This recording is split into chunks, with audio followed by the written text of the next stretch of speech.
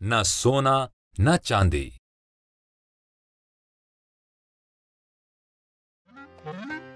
पतरस और यूहन्ना हैकल में गए।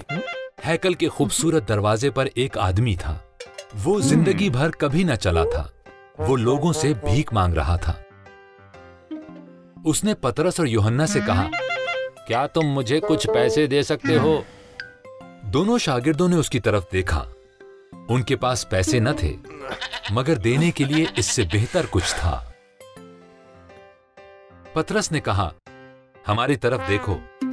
आदमी पैसों की तवक्को कर रहा था।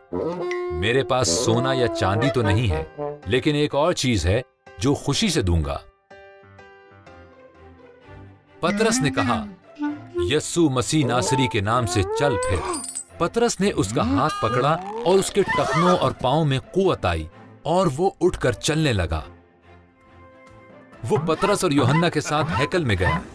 जल्द ही वो न सिर्फ चलने लगा, बल्कि उछलने कूदने और खुदा की तारीफ करने लगा।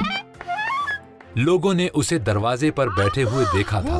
वो जानते थे कि वो बचपन ही से माजूर था, लेकिन अब वो उछलता कूदता हुआ खुदा की तारीफ कर रहा था, जिस पर वो बहुत हैरान हुए।